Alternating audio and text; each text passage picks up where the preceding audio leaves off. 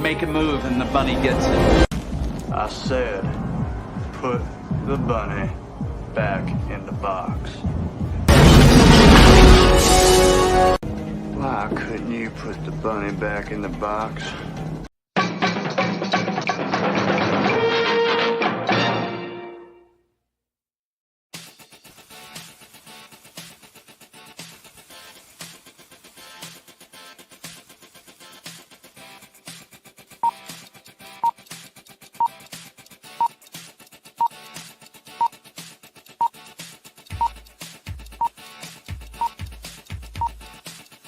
It's showtime.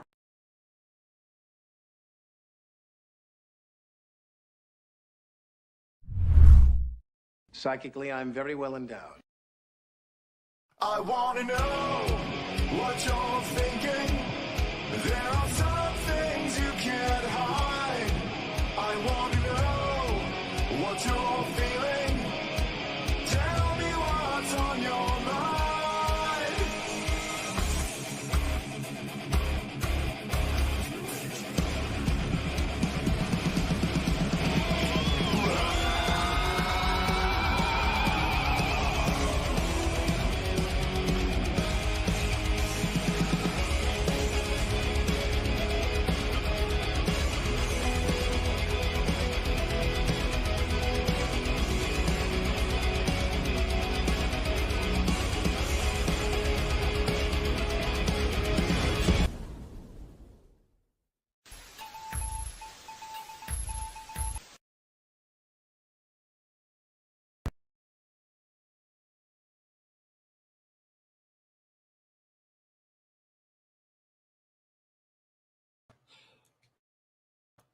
Hey there, this is Cooper from Telepathic Bunny Comics. Welcome to the show. Welcome to the rabbit hole. This is the Monday call-in show. Today, we're not taking any call-ins. We've kind of got a guest with us. So, well, today the subject is going to be about using fiction as an excuse to rewrite history, which is going on a lot right now. The man that I've got backstage, he wrote this using the backstop of World War II. He wrote this, Elysian Fields 1. This is 2, actually. And Elysian Fields 2. Both set Roman mythology. Also the Iliad and the Odyssey backdrop. And he's wrote this thing, which isn't historical, but we're going to talk about the sequel to this. It's one of the reasons he came on today. Also got something else right here. Now, this right here, this is from my friends Charlie's London, which is the name of their comic book series. It's basically a historical accurate record of Charlie Chaplin. And she's worked on this and got it so accurate that Charlie's family actually has approved of this. It's actually on the shelves of their museum. So this is somebody who honored the history and was very, very accurate with the history, but she also fictionalized some things to make it more entertaining. So she didn't make it direct, strictly a history. Okay, where's the line? Well, that's what we're going to talk about today. And there's nobody else better. Hold on a second. Let me go ahead and put this up right quick. This right here is the link to the Embrace, if you want to check that out while we're having our discussion. Also, it's pinned in the chat, and it's also in the description. So it's 3 different places. So check it out. Anyway, let me bring him on. This is Michael Odin. What up? Hey. Welcome to the show. Oh, it's been a while. Yeah, it's been a little bit. Well, we got busy, both of us, and things that sometimes your ships don't pass in the night, as it were. Well, let me go ahead and get caught up over here. Evidently, you were over here earlier. Someone said we was talking about revising history. Yep. Your biggest fan, Miranda's over here. I held the chat. Yep. I have when in Rome mug full of coffee, and so I'm ready. That is your I show. need to get one of those when in Rome mugs. They're awesome. Oh yeah. That's Pretty. also in the description. Your YouTube channel's also in the description. Well, That's where you do your show. And right here, Wookie Fever, my good old buddy. Hey there, everyone. Don't forget to like and subscribe to Bunny's channel if you like the content today. I'm all about meritocracy, unlike a lot of things these days. So if you like it, please like and subscribe. Anyway, yep. I want to know what you're thinking. It's a great show, great tune. It's been mine since the beginning. It's on the show. Let's see. I've never seen that cover. That would be the Embrace 2. Yeah, well, no, she's never seen. So she's relatively late to the party. So the cover I think that she has is the O'Reilly foil variant because those are the ones that I have extras of in the first book. Yeah. But I don't think that she's seen the Barton Brothers cover. So I'll shoot her a picture of that here in a little bit. She was asking about it. I was like, yeah, sure, of course. Yeah, that would be this one right here. That's Clayton Barton. She's got my contact information. She knows where to find me. Yeah, obviously. Well, let me see. Yeah, that's the Barton edition. Good, good cover. Yep. Let's see. Will you show me sometime the picture? Yep, you're having a discussion over here. No problem. Good. Mr. Good Stuff. Hi, everybody. And he did not misspell that. He actually means hi. Yes. Oh, of course. I am more than aware when it comes down to Mr. Good Stuff. Hi. Welcome, Mr. Good Stuff. Working on a trailer for me. We're going to. Oh, sweet. That's going to come out sometime soon. She says she has 2 of them. So there you go. Anyway, so now what's going on right now? I've got a short video. This is by the 3B8 channel. But this kind of sums it up. This kind of gives us a context for our discussion. This is a big controversy going on right now. And this will help get us into this conversation. So here we go. And it's all because of Thomas Lockley, who wrote this book, The True Story of the Legendary African Samurai. He went and made a fictional 400-page story based on, 2 documents of Yusuke, when there was nothing about him, made him into a legendary African samurai, and got busted going and editing the Wikipedias and the Encyclopedia Britannicas with his story as a source, just so he could promote his books, just so he could promote his story. It's actually a pretty big fucking scandal to the point where Thomas Lockley's actually basically being off the grid at this point. Here's an article from Minimal Effort Gaming saying African Samurai author Thomas Lockley has been kicked out of Japan. So apparently he's gone off the grid as the internet firestorm regarding his book has rapidly escalated. So this guy has deleted all of his social media, and apparently he's been scrubbed from Nihon University's staff website. So this guy's a professor at Nihon University, a historian, quote unquote, that basically has made up all this stuff about Yusuke and making him some legendary hero for whatever reason. And Ubisoft used him as a source. In fact, he was on a Spotify episode not too long ago talking about Assassin's Creed. If it wasn't for this guy, we wouldn't be seeing this false history and this false narrative about Yusuke in this game at all. I want to tell you guys, the Kotakus of this world, the lefties, they want to try to point it as us being some kind of like racist movement, some kind of grift, that we're brainwashing our viewers and the people that watch us to believe in all this fake outrage, when that's not the case. You're telling me that a actual country stepping up to talk about the disrespect, the lack of historical accuracy, is a right-wing grift? You're literally negating the opinion and the outrage of the Japanese people, and that is disgusting. You talk about diversity, but then you're throwing a whole country's feelings away about an actual disgusting display of disrespect towards them. Again, 90,000 people signing this, upset at Ubisoft, upset about Thomas Lockley, and these people want to label it as right-wing grift still. Yeah. Okay, so Yeah. I guess we could start there with the Yasuke thing. So Mhm.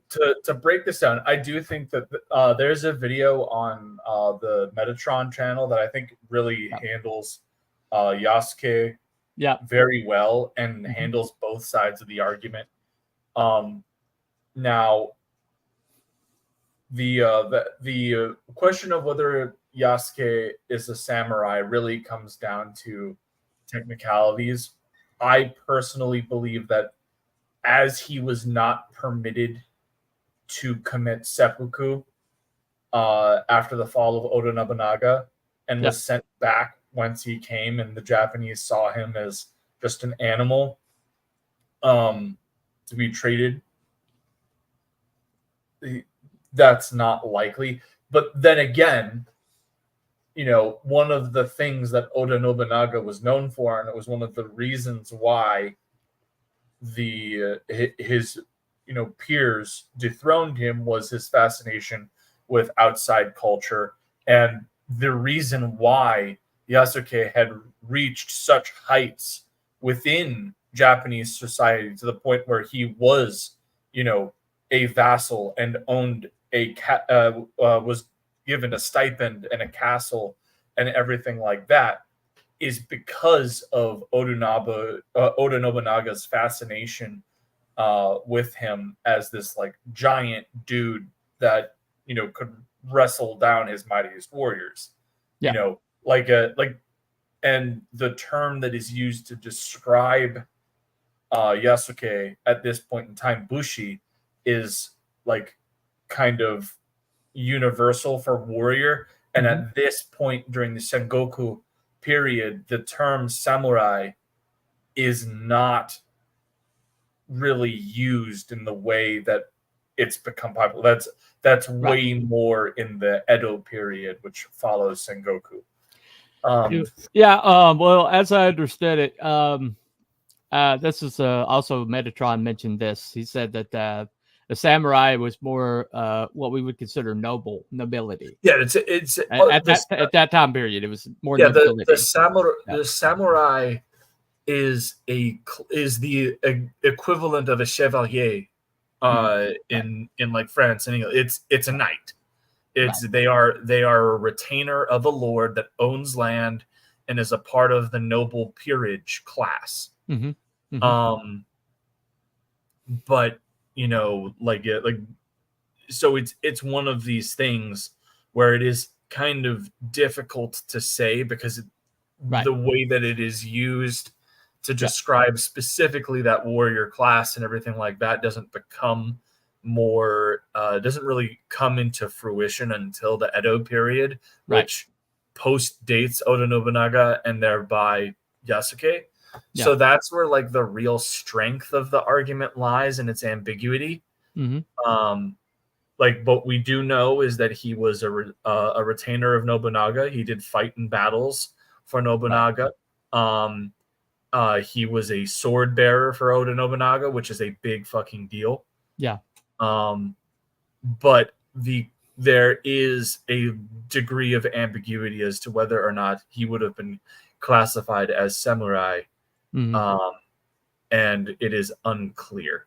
So I personally don't think that is the case. I think that the biggest thing that lends credence to it is when Nobunaga is defeated and Yasuke is wounded, they do not have him commit seppuku as they would for any other traditional samurai.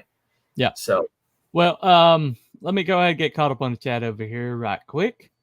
Yep. Yeah, buddy is going to kick ass and take names. Right. Kick. He forgot to kick. He might be sampling the wares a little early tonight.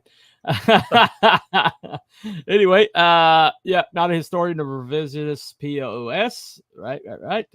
Culture appropriation. Yep, definitely. Anyway, hey gang, hey Aaron, good to see you, buddy. Never thought I'd see this kind of conversation occur. Nerd out. We're always nerding around here, man. It's our native tongue. Anyway, Chevalier is noble, but Chevrolet is divine. I'm going to disagree on that. being a Subaru guy now. Anyway, all right. Well, I think really the conversation, that I was really interested in is the fact that this gentleman, who's English and goes to the university in Nihon and teaches like his Japanese history to Japanese people. Well, I mean, there's a massive problem with this in academics. There is a recent video that Tron did where he's watching this professor of professor of mythology, specifically dealing with like the Grecian period and everything like that. Right. Watching these clips from pop culture things and like evaluating them. And at one point they're watching Troy, and God knows I have tons of fucking problems with that. But he's watching them use the chariots and like hopping off the chariot to fight down into the muck. And he's it's like, this is ridiculous. You would never use a chariot for this. It's like it's not just some Uber to the conflict. And I was just like, first of all, you're not a historian. You're a professor of mythology. Right. Shut the fuck up. Right. Second of all, tell me you haven't read the Iliad without telling me you haven't read the Iliad. Because literally that is what happens. You have these guys riding in war chariots, getting into the center of the conflict. They see another opponent worth fighting, challenge them, hop off the chariot, and then they proceed to try and kill each other for the next 5 pages. Well, that's pretty much the whole entire like center section of the that's literally how this happens. Yeah. So it's just like it's dumb, and like the fact that you have the people like this that are working in academics it's unfortunate.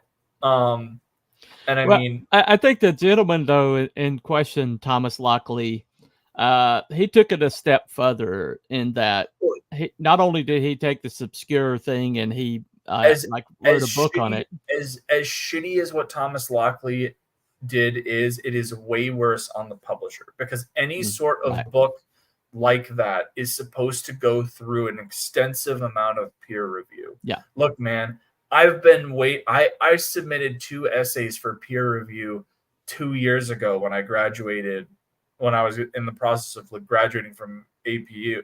So and they still haven't been published yet. Like I still have to do edits and revisions and everything like that. I'm on like third round of revisions. Right. And that's just for a paper. For an entire book, you need to be you cannot be having this crap. Right. And like that's where it is unfortunate, where it's like, really, as much as people want to give shit to this guy, give shit to his publishers and the historians that went through and did the peer review and found no fault with the fact that he was literally fabricating primary sources.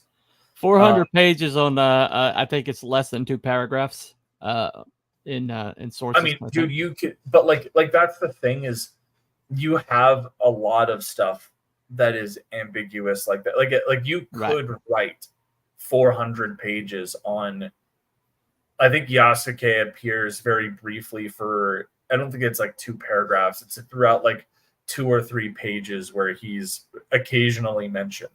Right.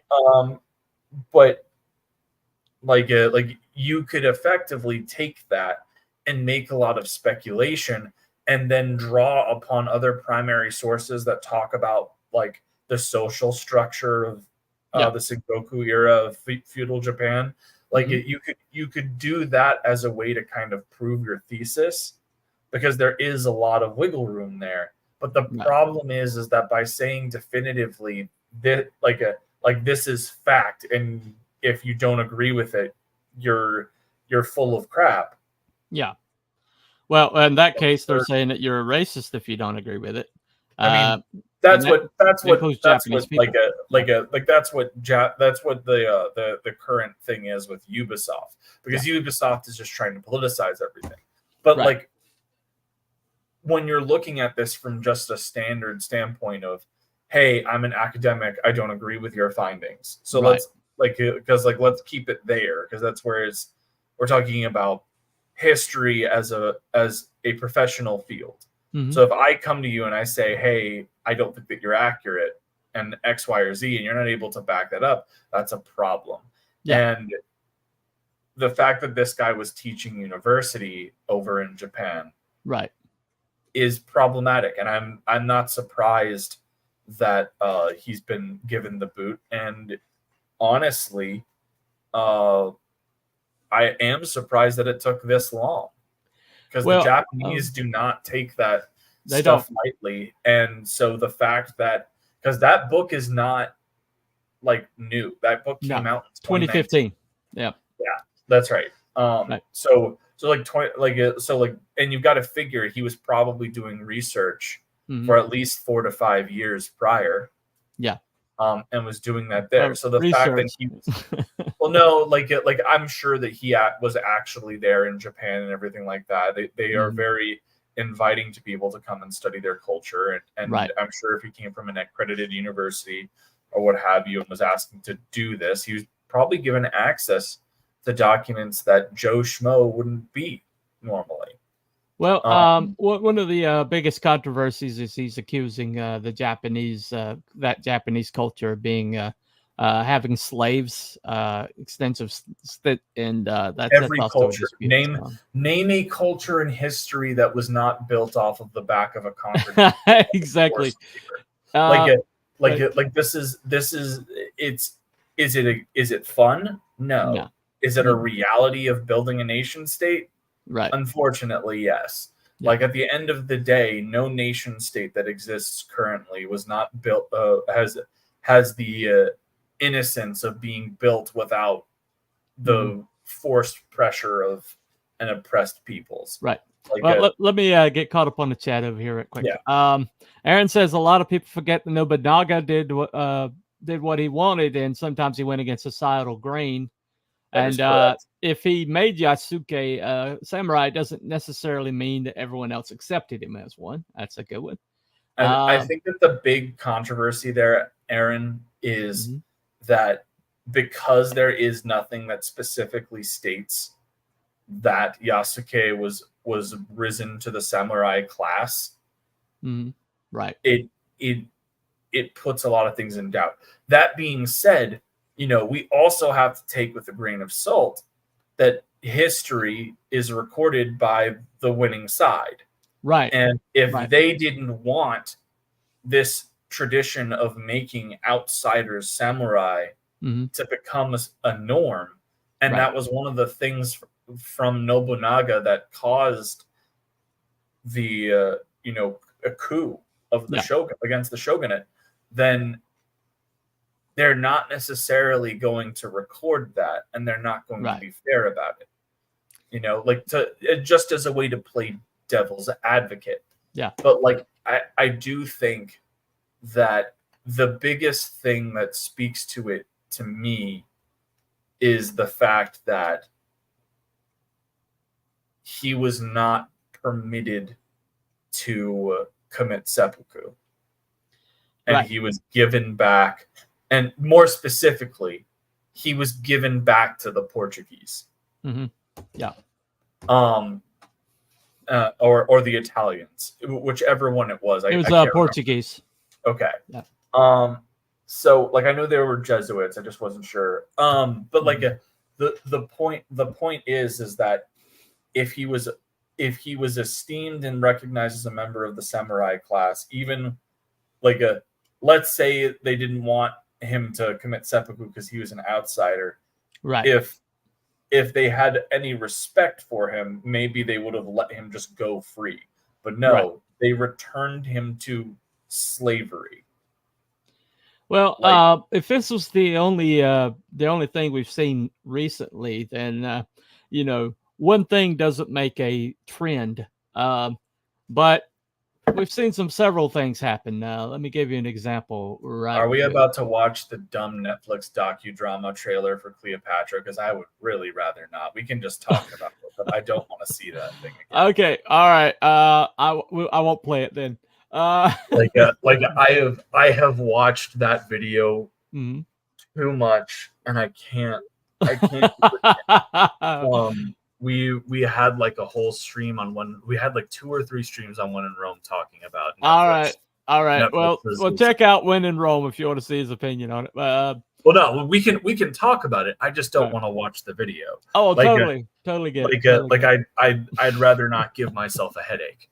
No problem. So, I'm not here to torture you. I'm just here to have a conversation. So I won't do it. Here is one of like the big thing, and the big thing that comes from this specific thing is specific issue is, and it's not just with Cleopatra. It's with Hannibal Barca. It's with all of these characters that come from that come from Africa, all right, in antiquity. Is right now in the Afro, like we'll just use the term Afrocentrist movement, right? Right. There is a desire for for people who see themselves as disenfranchised to reclaim a history stolen from them. Right. Because the fact of the matter is that the only thing that they feel like they have and that is perpetrated in pop culture and media is,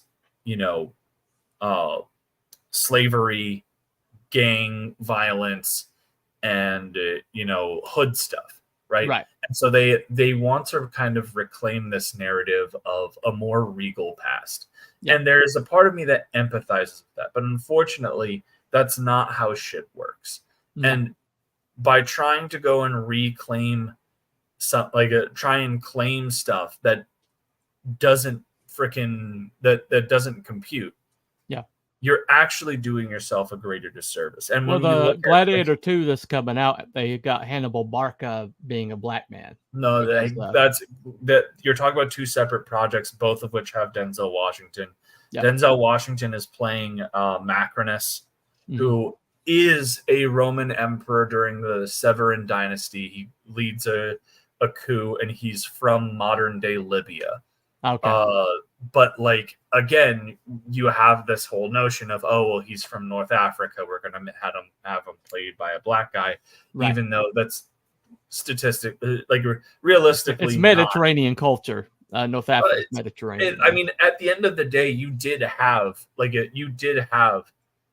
one of the things that is very unique about the Roman Empire is its expanse of genealogy, and you had people interacting from different corners of the empire, and like you had people that were like sub-Saharan Africans that are coming up through Nubia and trading in Alexandria, Egypt, and making their way. Like, you do have that. It's not like super common, but it happens. I personally have way more of a problem with Ridley Scott's stupid cannons statement than anything else, like other than just the bad premise of Gladiator 2, which I'm not going to go into. But like the point is that when you're looking at Netflix's Cleopatra, look at who it's produced by, Jada Pinkett Smith. Right. This is very clearly a political rewrite of history to try and establish her ancestry as something more than slaves. And what's unfortunate is that there are genuine histories like that. But it is also equally important to realize that, slavery has been a part of every culture and since civilization has begun. It is unfortunate, but it is a fact. And there's not much that can be done about that. And yes, there isn't as much written history from that has survived from sub-Saharan Africa. Right. There is interesting stuff. There are interesting stories still to tell. But instead they cling to these stories that are in the public zeitgeist. And the thing that's funny to me is that if you were to make a list of the top 10 worst monarchs in history, Cleopatra is fucking up there. Oh yeah, she's totally incompetent, totally incompetent. I don't think incompetent is the right way to say it. She's just constantly making the wrong bet. She is, when you read the history, she's very intelligent. She's very socially adept. She's able to speak. She's fluent in several different languages. She's a very cunning political figure, but she had no real power of her own. The power that she held was the power of Rome. Right. Like she doesn't beat her brother in the Civil War in the Battle of Alexandria. Julius Caesar does.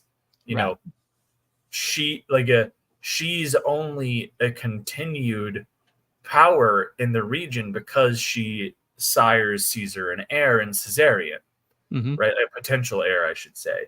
And then she gets with Mark Antony, who's a member of what? The Second Triumvirate. That's lore on my channel. Yeah, that's parkour is a lore on my channel. Sorry. You look at the success.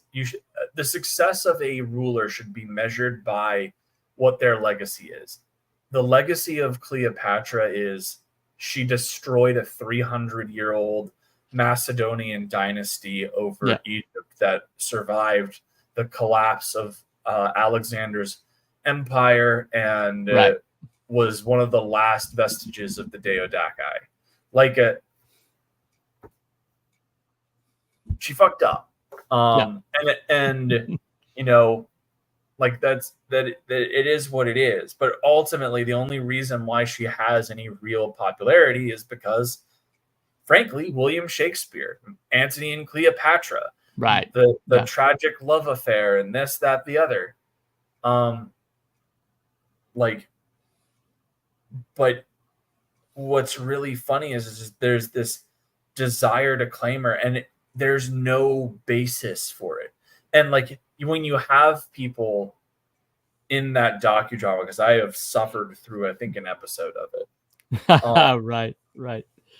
When I have when you watch it, they're like, oh well, you never know. Her bloodline could have been intermixed at some point. And I was like, dude, have you looked at the hereditary chart of the Ptolemies? That shit's a fucking circle. Yeah, it's a pole. It's not a family tree. It's a family pole. It's a circle. Everyone is just screwing each other's sister. Yeah. Like you have an occasional Cleopatra. They were so inbred that there was physical realities because of the inbreeding. Cleopatra was was one of two people in the Ptolemaic dynasty that married outside of their family tree. Yeah. That tree didn't branch. Anyway. It was just ridiculous. Yeah.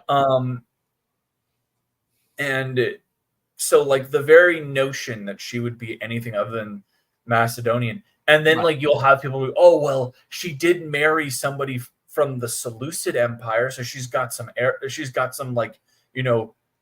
Persian in her. I was like, except not really, because the person she married was a Seleucid.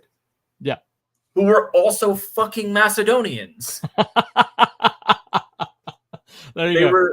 They were Alexander. That they were the result of Seleucus, who was the chief of the Deodaci. He was one of Alexander's top guys. Right. Well, the interesting phenomenon though is in using rewritten history, rewriting basically actual history, as fiction to prop up current year, emphasis that you're trying to create, or narratives that you're trying to create, which is going on right now. And somebody, it's every 10 years they revive the Lincoln as gay thing. What's crazy to me about this is, all right, if you want to look for, and for lack of a better term, we'll just say gay.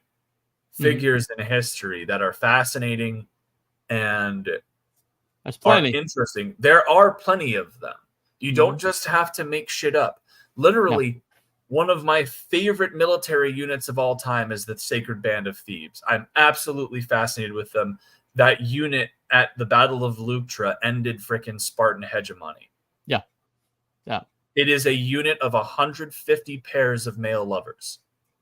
Because the idea was that you would fight harder to preserve the life of the man next to you if you were coupled with them than if they were just your neighbor in your polis. There's some legitimacy to that. It fucking worked. Those dudes fought like hell.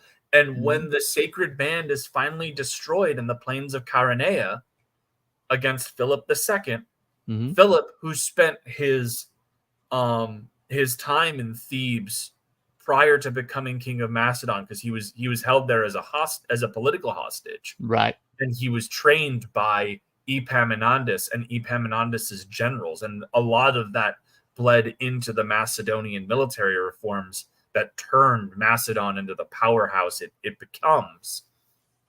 He weeps at the beauty and tragedy of looking at the Sacred Band and all of its members are dead, interlocked with arms with one another, like dying in each other's arms. Right. And it's this beautiful sight. And he pretty much tells tells his army is like, nobody gets to talk shit on these guys ever. Like, but that's interesting though. You know, you just told me something that I've never heard of. And it's like, well, you've got that, you know, you've got that out there that why aren't there movies about that? You know, instead of taking people who are like historically, you know, for kids and they were very conservative, and then you like want to do a gay like twist on that, or say that they're bi or something like that. I mean, realistically, trying to judge people from the past on a modern spectrum of sexuality is foolish, because it's very dumb. Sexual standards are not like the number one rule of historiography is no event or character takes place in a vacuum, right? So like Alexander the Great is another fantastic example of one of these characters where like if you had to put a modern label on the guy, it would be pansexual, right? The guy just slept with whatever the everything, yeah. Like you know, so and this was the funny thing, because of course when Netflix does docudramas need to die. I despise them. I despise docudramas. They are the worst thing to come out ever. If you are going to try and go for complete authenticity and showcase yourself as a documentary, right, then do that. If you are going to dramatize things and you know, use artistic license to change up stuff because you don't have the budget for X, Y, or Z, do that. You cannot have it both ways, because it could, if you have the dramatization and the fucking king of Persia is using a fucking sword that doesn't exist for another millennia, you have a fucking problem. Well, you know, we see this all the time, you know, like you know, I apologize. I cannot remember if this is a PG-13 show, but if it is, I have made it very strictly rated R. Well, I invited you on, so that should tell you all you need to know. I've never known you to get through one show without an F-bomb or two. But I can do it. I just normally have to be reminded ahead of time. Hey, this is a PG-13 show, and then I'll be like, okay, I'll turn on my James my James switch. So so I mean, like these two examples right here. Okay, this is based off the Iliad and the Odyssey, historical document, a bunch of things. But yes, Achilles is like our lead character. So Iliad. Yeah, but you know, you were able to play with it a little bit because it's based on basically mythology. Maybe it had some historical, but it basically is mythology. Like I do think that the Trojan War happened, whether or not it happened with the exact characters and everything like that. But then you got something like this, which is a historical record. which is basically Yes. this is his life. You know, Well, I you mean, can- like Charlie's London, to her credit, literally worked hand in hand with the Chaplin estate and the creation of that biography.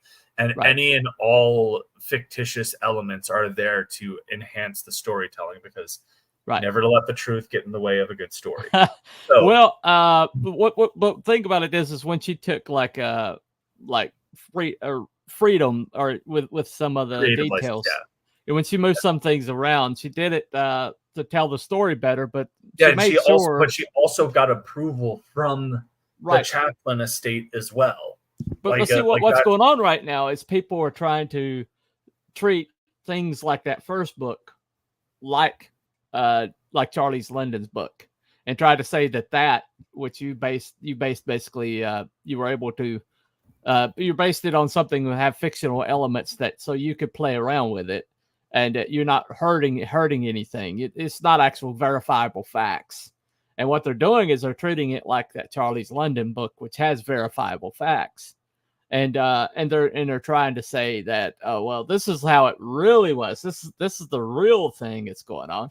And it's all. I mean, I know it's what as you know, it's Marxism. I know it's if you can control the past, you can seize the future. I think that I don't even think that you can say that it's just Marxism. At the end of the day, every country ever has had a point where they have tried to control the narrative of the past to pacify or ensure the stability of its nation state.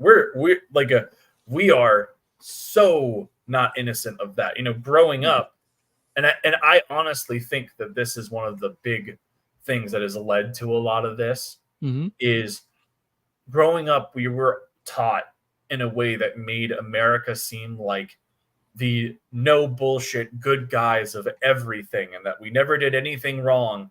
And then what happens is you grow up and you start, and especially with the rise of the internet, you start to see that it's really not that freaking cut and dry, and there's way more gray. There's way more gray in there. And yes, there are things about America that are very positive and that we were champions of and that we were pioneers of, but there's also a lot of bad to go along with that too. Right. And so because we weren't honest about that in how we taught our history, now we get this overcorrection where you have literally a generation and a half of kids that almost feel like we're the bad guys. Right.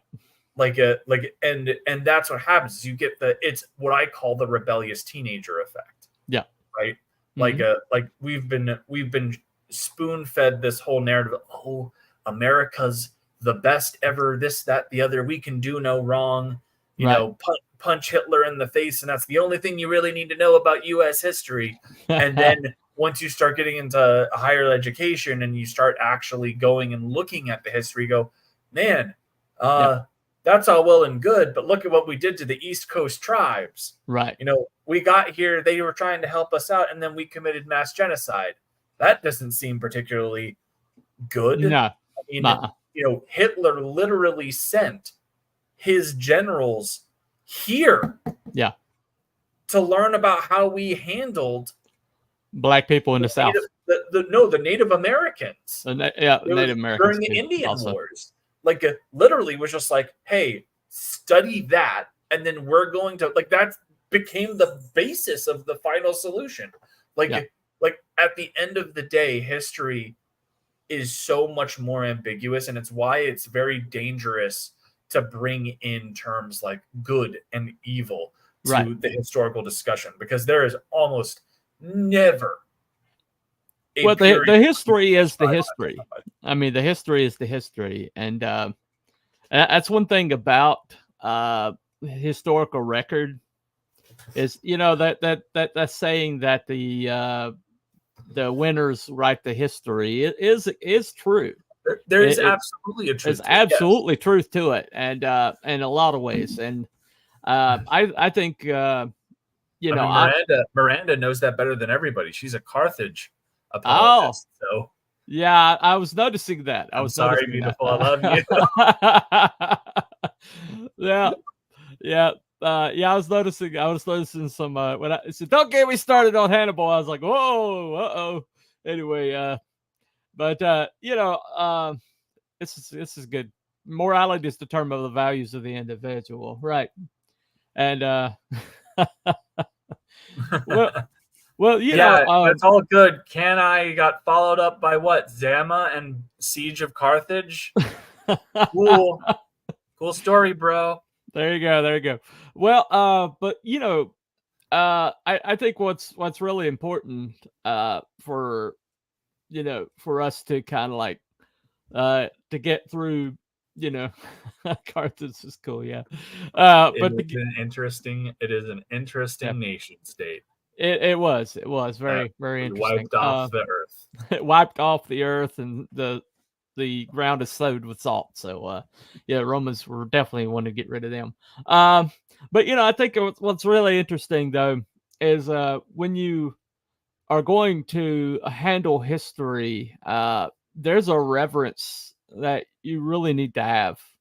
Uh, and yeah, there's a I was when you go back and look at things, like one of the things that I've looked at recently that changed my whole entire thinking about something was when I started looking into the Titanic. And Titanic seems to be this cut and dried thing, but then you start getting into a lot of these other details and really start looking into the socioeconomic situation we were in at the time, and the bringing in of the Federal Reserve and things like that. And the three richest guys in the world, three of them are on this same ship. I mean, it's I guess going into like conspiratorial stuff, things like that. But at the end of the day, yeah, and this is also one of the I did a whole stream about this where it's like, what is history, right? Because you have this whole thing where it's like this modern narrative is like, oh well, his history is his story, so we have to make it her story. It's like, it's not gendered. History comes from the Greek historia, which means inquiries, questions. So the whole point of history is to look at our past and ask questions of it to divine a better understanding of the truth of how those events happened, so that way we can pave a better way forward in the future. And that is what history is. And so going back and looking at events and trying to ask questions of it, I think is not inherently a bad thing. I do think that when it comes down to conspiracy theories, it usually is people trying to ask like honest questions about something, and then they find something that has a very specific detail that they get zeroed in on, and then any of the evidence that contradicts what they believe as the conspiracy becomes, oh no, that's a load of bullshit. I don't believe any of that. Like that's you're just, it's like, but there's records. but maybe, and it's just like, no, just stop. Like there are very few conspiracy theories that I actually like buy into, like JFK with the multiple shooters theory and everything like that. I buy. I don't think that I, as somebody who has handled firearms quite a bit in their lifetime, I don't see how a guy getting shot from the back leans back. Like, and maybe July 13th. We don't know everything yet. Just say it. But, well, let's before we go too far that rabbit hole, let's talk about this series right here, The Embrace. Yeah, that one. That's a pretty good. That's a pretty good cover you got there. yeah, it's a great one. But this is this basically is a superhero, and his superhero, his powers come from his costume, but his costume is a ghost. Now, I would say that's accurate. And so so basically, not only do you have like you got like the whole superhero thing, but you also you explore things like grief, you explore things like acceptance, you explore things like father and son relationships, And it winds up being a really fascinating adventure and fascinating. I think in a lot of ways the concept really really powers that book. It really gives it its heart. It really gives it its uniqueness. And so you've told me before. How did you come up with it? Well, I mean, so at the time, life was a bit interesting. I was going through a divorce that had started to get a little bit contentious because of custody. I have a 6-year-old kid, and while things were initially pretty clear cut on how that was going to work, the parties involved started to become a mess. Yeah. And so I was kind of dealing with that, and that's when and then I just remember there was this one day where something set me off, and it reminded me of the story that I read shortly after James was born, where this young kid's body was found in a park that I used to walk through like all the time. Wow. Yeah. Holmes Run River Park in Alexandria. And so that's where I got the idea for David and Clarence. You had this story about this grieving father whose son had been murdered, and because there had been no progress on that case, he, in a moment of desperation, he's about to take his own life when the ghost of his son stops him, and they come together for an embrace. And when that happens, it triggers this vision that allows Clarence to see that night through his son's eyes and see the people who are responsible. And when he comes to, he's in a super suit powered by his son's ghost. And so together they're going after the people who killed David, the son, to bring them to justice. And so it's a story that, really delves into the themes of fatherhood and loss, and kind of showcasing the dynamics between justice and vengeance. Plus it has Dean James art in it. This was Dean James's first book, and let me tell you how the art has grown. Dean has leveled up insanely, and we have a new colorist on the book as well, Eugene Bedevou, and he is tremendous. If I had any drawback to this book, I would definitely say the colors didn't live up to the art for me. What I will say is that the colors look pretty solid on like digital, but they are, because of how dark they are, I do think that they get printed pretty muddily. Now, what I will say, I would consider a remaster myself. Yes, that is something that we have talked about, specifically because we are looking at even having Dean like completely redraw the book at some point. Oh yeah. This is the one that got me. That right there. That's the cover I wish I probably grabbed. But what I will say is, what I will say is that back in May, I did a Second Chance Kickstarter campaign with some Kickstarter exclusive variants that we did. And one of the big things that we had in there was a 6-page preview of the Embrace 2. Right. And let me tell you, man, the book, like, books are being fulfilled right now. So I've already seen how it's printed. Yeah. Eugene's colors print freaking beautifully. Like, wow. It's stunning. Like, it's very pretty. Yeah. If you still got the files for that, I would definitely consider a remaster. What we are literally looking at doing is, depending on how we do with the Embrace 2, is we are more than likely going to invest in completely redrawing and recoloring. Okay. Well, Dean feels like he's progressed enough that he wants to redraw it. It's Oh, pretty amazing as it is. I mean, have you seen the art on the new campaign? No, I was kind of hope. I haven't yet. Let's pull it up. All right, we'll do. Let me hold on 1 second.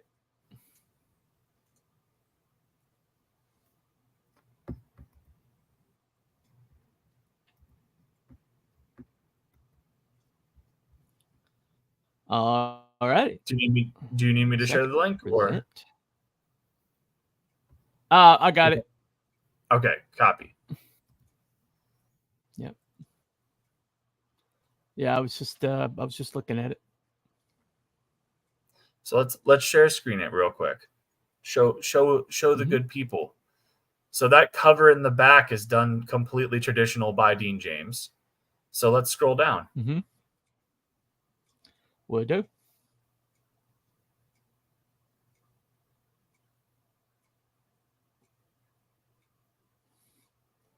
This is pinned to the chat. It's also in the description, and it's also scrolling.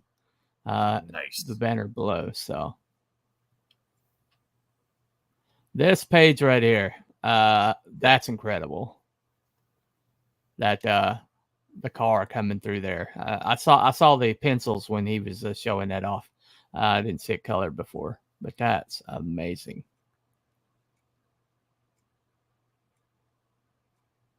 But yeah.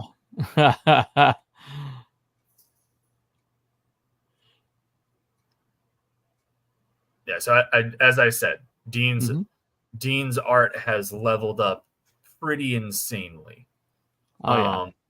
And Eugene's color work over his lines is pretty outstanding. It's sensational. And we've got a bunch of great covers on this. We've got Rini did this beautiful cover with Ivan Pineda. We've got cover. Our third cover is by Ira Macias, who worked on Spider-Man Last Hunt back in, I think, 2018. Yeah.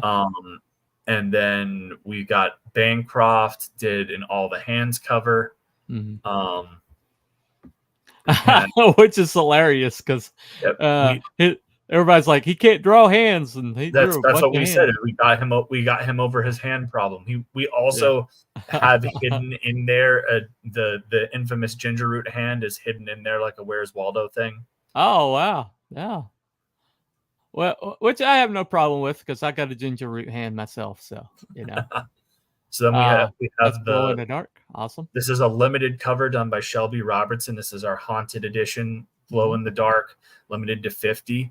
And so we're going to be doing this campaign. We're starting off here, then we're going to Fund My Comic, and then we're going to Kickstarter. And so we have all of our stretch goals will be going on throughout the entire time that we're doing the campaign. So everyone that backs all the stretch goals that get earned throughout that time, they get. And so what we are doing for stretch goals is actually not tchotchke driven. We are going for upgrading the covers. So our first stretch goal, which we've already hit at 4,500, turned Dean's cover into gave Dean's cover a UV spot gloss treatment. Ah, right. And then our next upgrade, which is at 7,500, which we're a little under 1,500 to get to, turns Rini's cover into a lava holofoil. And then at 9K, Eater's cover gets a silver metallic foil treatment. And then at 12K, Bancroft cover becomes a rainbow foil. Yeah, that would be really awesome. Yeah, I when I saw it was going to come to Fund My Comic, I decided to kind of not look at Indiegogo. That's more than fair. Like this will be the last Indiegogo campaign that I ever run. The only reason why we ran this is because we had 600 people sign up for the mailing list. So if you're one of those 600, be sure you're checking your emails because you should have secret perk tiers that will give you, give you some pretty fantastic deals, and will also allow you to add on the preview for the Elysian Fields Reborn, which is my complete creative overhaul on my launch series Elysian Fields. And you know what? I'll share off a page from that. Okay. So you guys can see the new art for this book.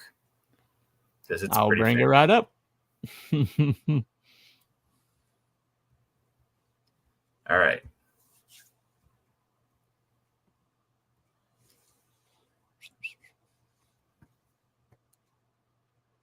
Yep. Here we go. Look at that. Holy crap. Yeah, you're not going to want to miss that. We'll be printing an 8.5 by 11 prestige format for this book too. Holy crap. So, it looks like kind of like Nick Axe in a way. What he's doing for Crom for but that's incredible. That is beautiful. Yeah. We have a pretty stellar art team. So yeah, no doubt. If you have backed a previous 9 Realms project, or you have or if you are on the mailing list for the Embrace 2, you should have a email with the secret tier that allows you to put this as an add-on for $10, which includes your shipping, and this preview will ship out in August. Ah, wow. Because it is pretty much done. The second to last page was just colored here today. Well, I guess it's the third to last page, but the last 2 pages are a double page spread as well. Right. So, right. Well, I know that, this book, Judex, I know that Neff is going to fund off of his own website. But that's a very good book. I'm looking forward to seeing the second. Is there more? More of that's planned, right? Yeah, we've got a whole bunch planned for Judex. Awesome. Awesome. So we'll. I'm hoping to get working with Neff on that here soon. But yeah. Well, I decided not to look at Indiegogo because I want to fund it on Fund My Comics. So I appreciate it. Wherever you're planning on backing us is where you plan on backing us. I don't have an issue. Money is money. Right. I am definitely trying, because we have the bigger audience there on Indiegogo. I'm trying to make sure that we capitalize as much as we can on that. I'm pretty certain what's seeing you on Indiegogo is going to come to Fund My Comic, because Indiegogo is not promoting anybody over there. No, I was shadow banned from launch. So you can literally only find the Embrace 2 if you look it up on Google as the Embrace 2 comic, and it will come I'm up. surprised it shows up on Google. It's because I'm generating a lot of external traffic. People are looking for it, but you can't find it on Indiegogo. So they're using Twitter, they're using Google, they're using all of that. So it's got very good SEO. It's just Indiegogo's a dog shit platform. Yeah. So well, I always tell people that Fund My Comic is built by us, for us, and you ignore it. This stuff goes away if you don't support it, and that's why I'm wholeheartedly all in on that. But those bastards, and totally they charge agree. the highest of the platform fees too. Kickstarter does 5%. Fund My Comic, I believe, is 3%, and then Indiegogo is 8%.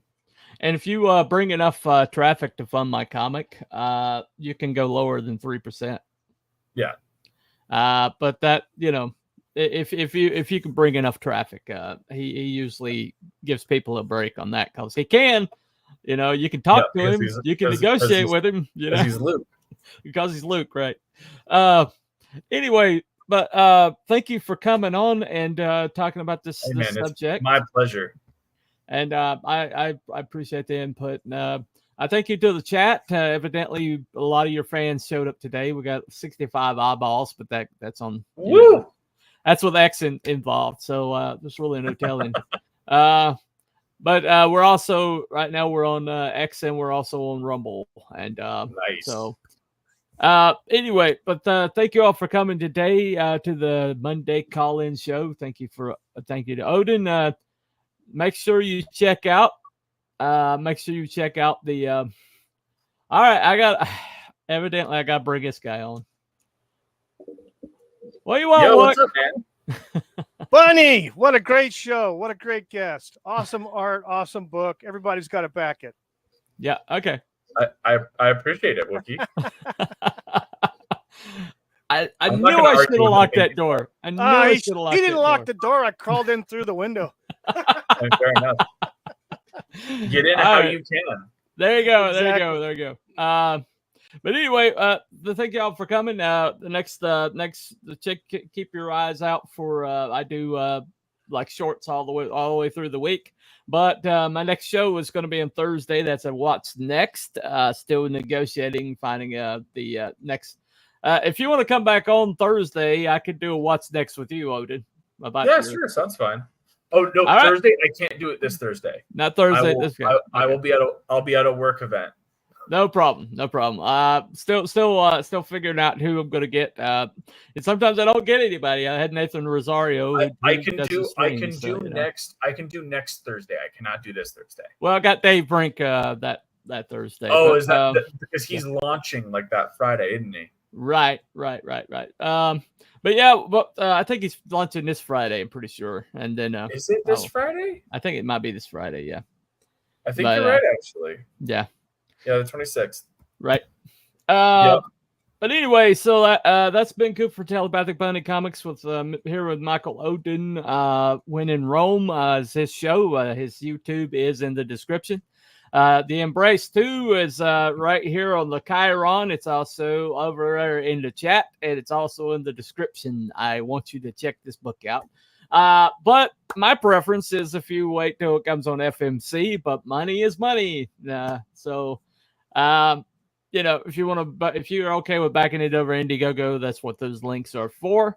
And if you can find it, right? Mr. Wookie Fever, you plan on doing any shows this weekend? Yes, no? Friday and Saturday with you. All right. Well, Saturday night we're doing Men in Black as our on Cryptids and Conspiracies. So make sure you come back for that. Are they real? Are they human? Do they work for the government? Are they something else? That's what we're going to talk about. Anyway, that's going to be Saturday night. But thank you all for coming. Thank you for Odin for showing up and bailing me out here and being a great guest as always. And we will see you. We will see you next show down the rabbit hole. Y'all have a good day. Bye, everybody.